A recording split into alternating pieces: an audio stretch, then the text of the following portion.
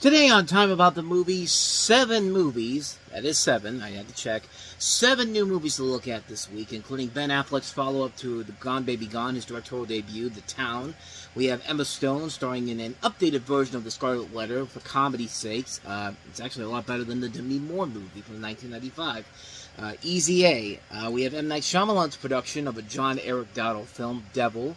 We have Justin Long and Hayden Panettiere, and yet another lazy attempt by Lionsgate to, create their own family franchise with Alpha and Omega. We also have some indie movies, too. One of them started off an MTV series, Catfish. We have Andrew Garfield starring in Never Let Me Go. And we have Philip Seymour Hoffman making his directorial debut with Jack Goes Boating. So a lot of films to get to. I'm already wasting so much of your time.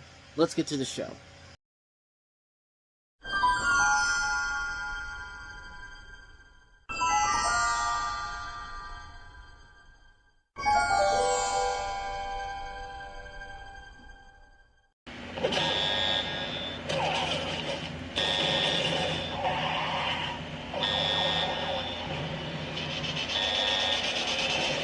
People get up every day, tell themselves they're going to change their lives. They never do. This is the last one. We hit pause after this.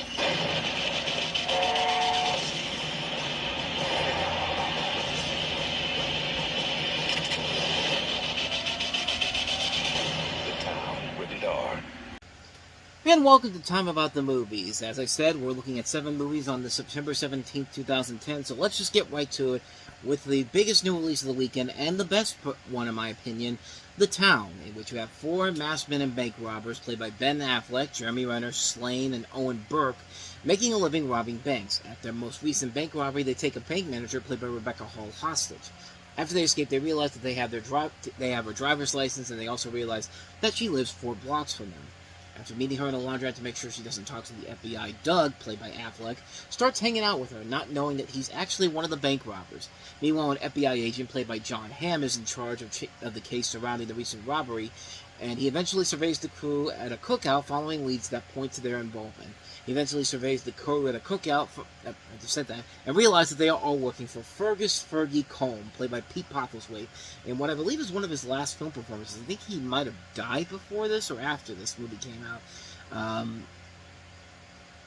I think it was afterwards. Let me take a look. It was right afterward. It was just after the year got started in 2011.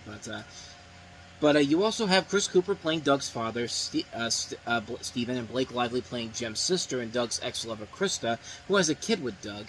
And they're just part of the reasons why this is one of the best movies of the year. This is right up there with some of the best films that came out in 2010. I mean, this is a film that just shows how far Ben Affleck has come in the years since, his infamous year of Jersey Girl, Geely, Paycheck, Surviving Christmas. I mean, he's back in full form, man, and this is a film that really put him on the map and really should have been a heavy Oscar contender. But sadly, the only one that got an Oscar nomination was Jeremy Renner. But I say sadly like it's a bad thing. But Jeremy Renner was good in the movie, but Ben Affleck should have gotten some love at this point. But hey, it'll work out with his next movie with Argo. But the casting overall is great in here. Rebecca Hall, John Hamm, Chris Cooper, Pete Postlethwaite. The breakout here is Blake Lively, who really comes into her own after years on Gossip Girl, and she's somebody that she really shows her what she can do as an actress as a whole, and she makes it work very well.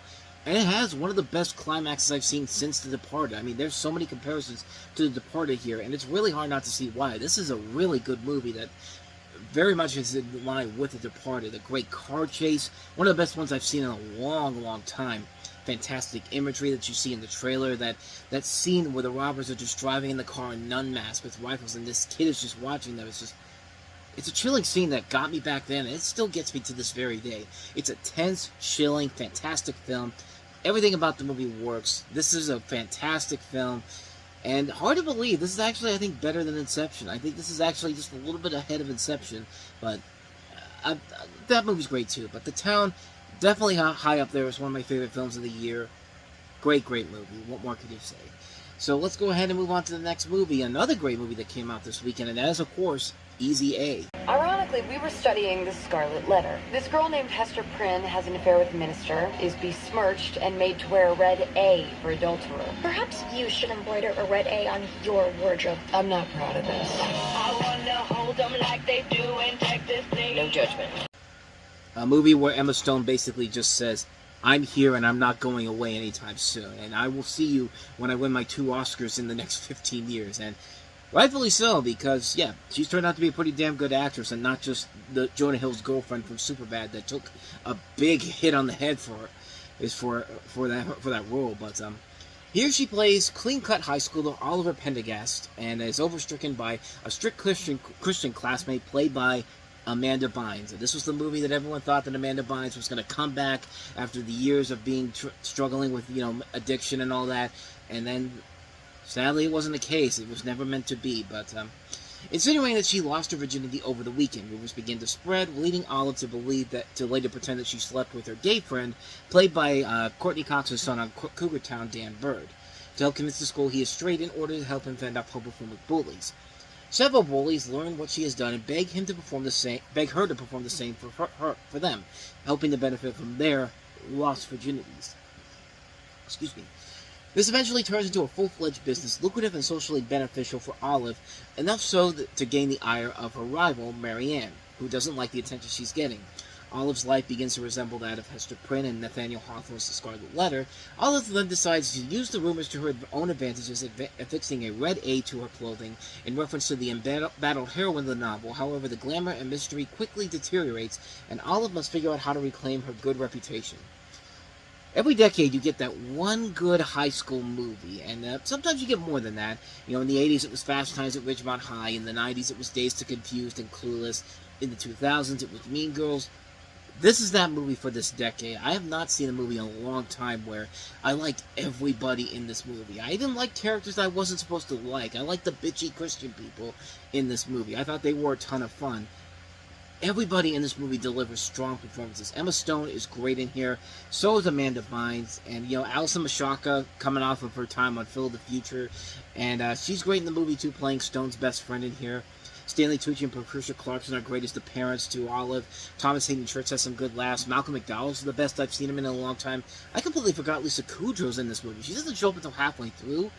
But, yeah, she was pretty good overall, although her story kind of felt a little unnecessary. It felt like it was tacked on when it really could have been held for something else entirely. But there are a lot of great laughs with this movie. It never gets boring. It never gets old. It has some of the best end credits I've seen in a while. This is directed by the guy who did Fired Up, Will Gluck, who would later go on to direct stuff like Peter Rabbit, and turned out to be a pretty solid comedy director as a whole.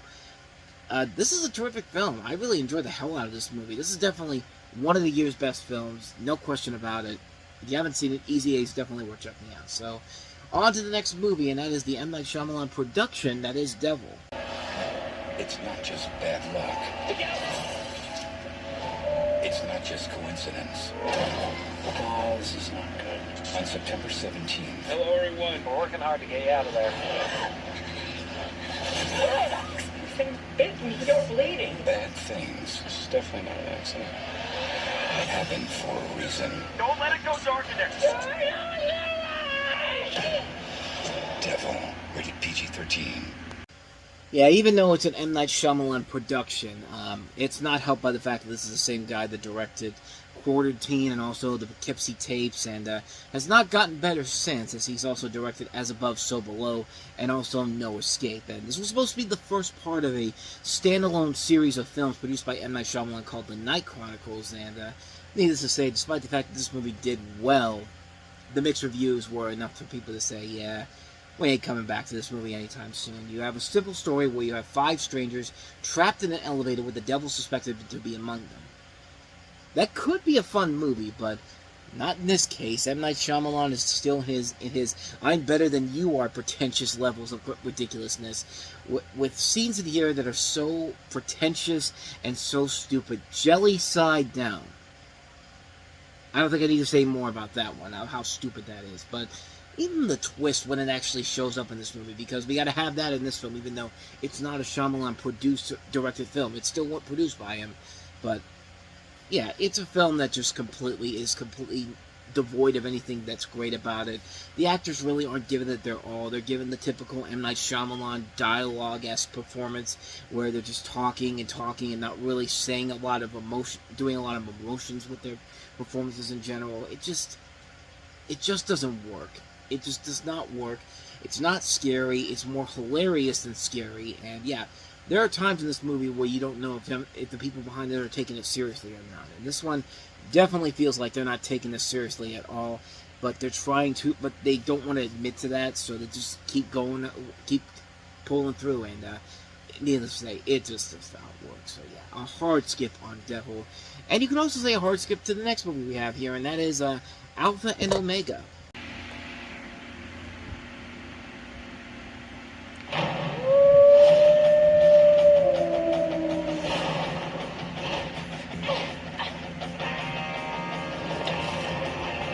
Oh, yeah.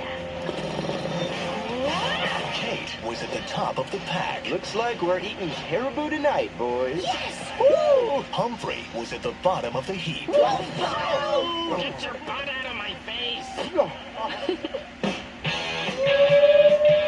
Wow. Kate is hot. Humphrey, you know the rules. She's an alpha. And you're an Omega. We can eat together. But we can't, how together. Okay. Now, they're both about to be stuck in the middle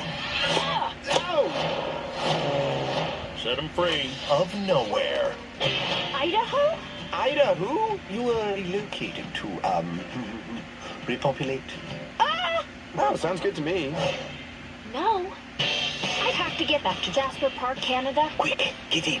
Ah, come on. They have nothing in common What's wrong with you? I have to go. Can't you hold it? No, I can't. and no clue what they're in for. Hey there. You're totally weird.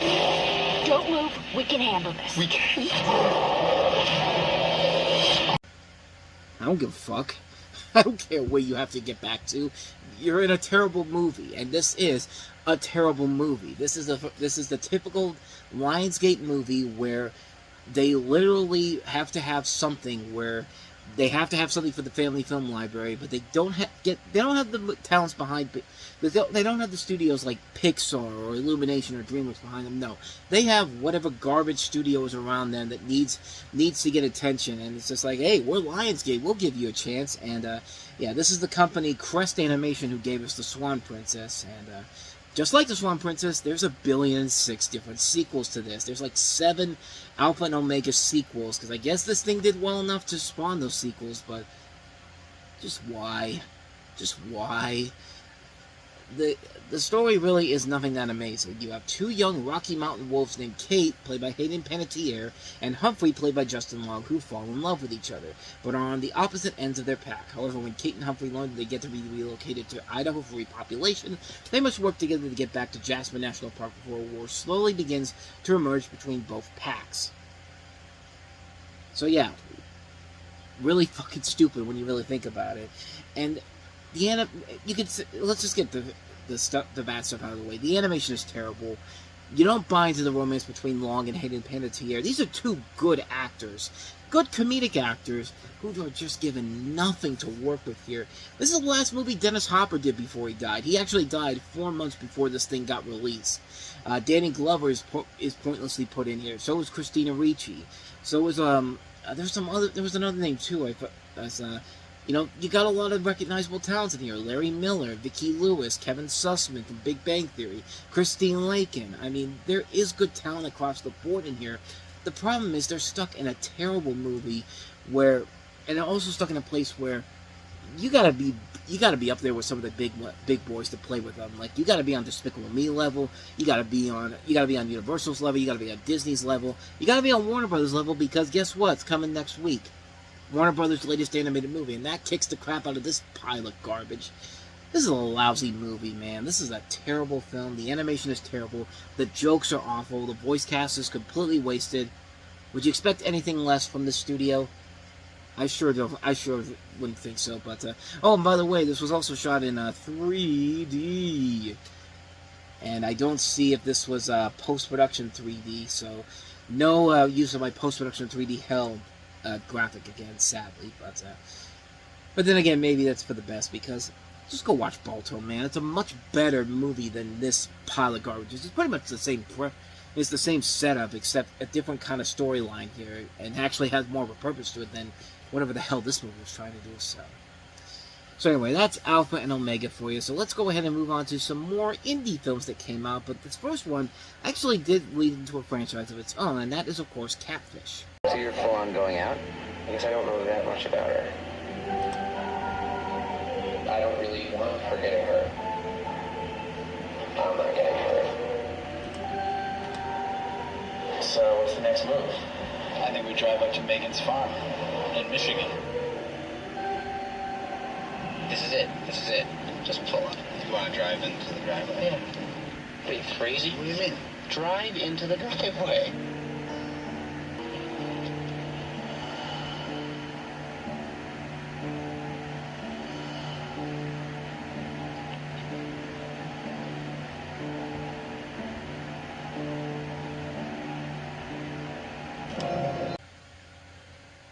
Typical white people. We never learn. You see a farm out in the middle of nowhere with the lights on at night. Yeah. Normal common sense would tell you to get the hell out of there, but no, we got to do this because we got to find out what the hell's going on with this woman. And as the title indicates, this is about the film this is a film about the term catfishing. Now, if you don't know what that is, it's a type of deceptive activity involving a person creating a fake social networking presence for nefarious purposes. In the case of this, you have one man, man named Nev Schulman, being filmed by his brother and friend, co-directors Henry Joost and Ariel Schulman, who would later go on to direct some paranormal activity movies, as he builds a romantic relationship with a young woman on the social networking website Facebook. And of course, this went on to become a big critical and commercial success and actually did lead to the release of an MTV television series, which I believe is still going on today, where the Schulmans basically decide to do this as a reality TV show concept and, you know, use it to break down these catfishing people, these people who are catfishing others for relationships and stuff like that. And I think it's still going on, if I'm not mistaken. Yeah, still going on. It's 9 years it's been going on. It premiered in 2012, but yeah, this is a really good film. This is a really entertaining movie that does deliver a really good, solid storyline here.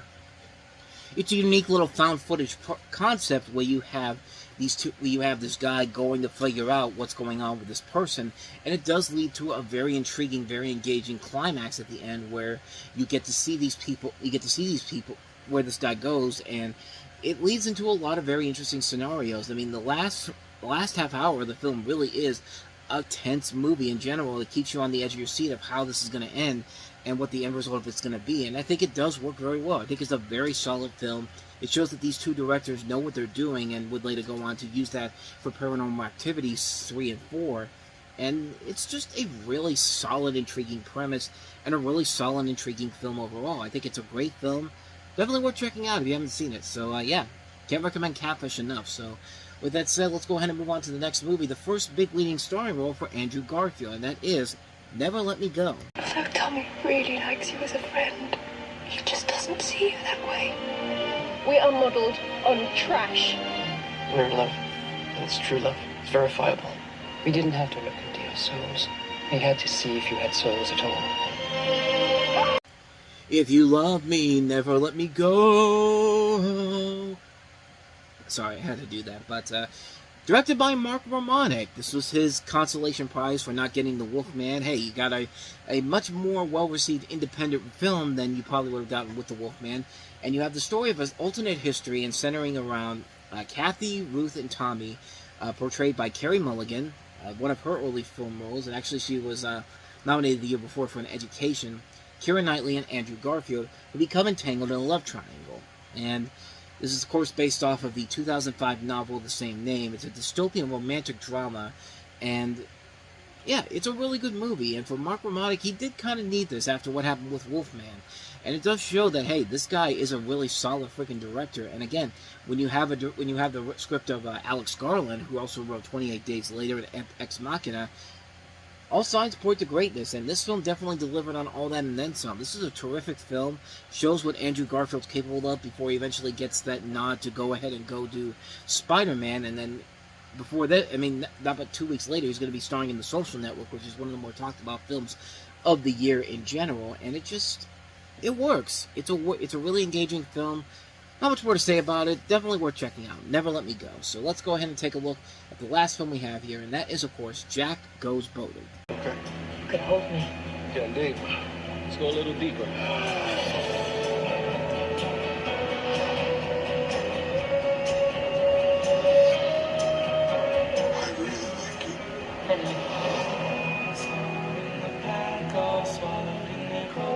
With scarves of red tied round their throats. What do you want to see? Sense you can tell me the truth. Sense of humor. Patient. Like you. I do some of those things.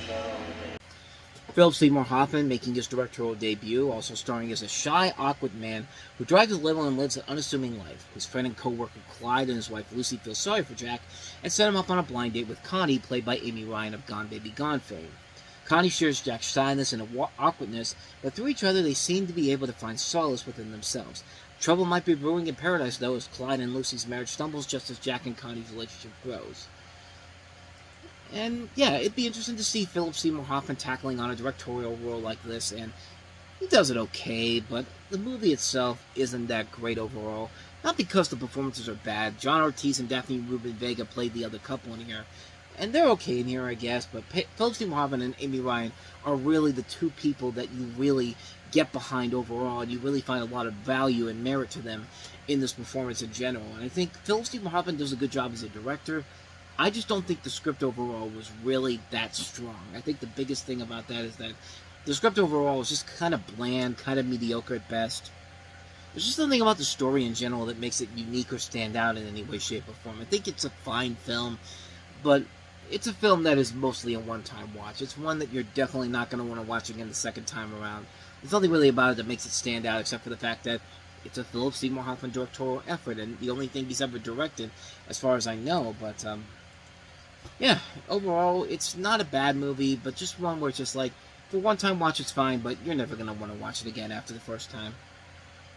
And so with all that said, we wrap up another edition of Time About the Movies, and we'll move on to September as we wrap it up next time around with the sequel that nobody was really asking for, but Oliver Stone said, yeah, I want to see it. Wall Street Money Never Sleeps, with Michael Douglas back as Gordon Gekko, and Shia LaBeouf starring in it as well, because he was the hot commodity at the time. But then you have the best movie of the entire week, and maybe Zack Snyder's best movie overall, Legend of the Guardians, The Owls of Ga'Hoole. We'll talk about that one. We'll talk about another bad Disney Kristen Bell-led film, You Again, which also features Sigourney Weaver and Jamie Lee Curtis among its cast. We also have The Virginity Hit, sort of like a similar movie to Catfish, where it's a documentary, but kind of not, but it's one that's been largely forgotten overall. Woody Allen's newest film, You Will Meet a Tall, Dark Stranger, and we have the documentary Waiting for Superman. Actually, 7 movies here, because we have Ryan Reynolds starring in the thriller Buried. So yeah, another packed week of films coming your way to wrap the month of September 2010 up. So we will talk about all those movies coming up tomorrow on the show. But with all that said, though, thank you so much for watching this. I hope you enjoyed it. If you did, hit that like button, hit that subscribe button, and hit that notification button so you get updates on when new videos come out. We also have our playlist right there, and check out the last episode we did. So with all that said, whether it's in the past, the present, or the future, I will see you at the movies. Take care.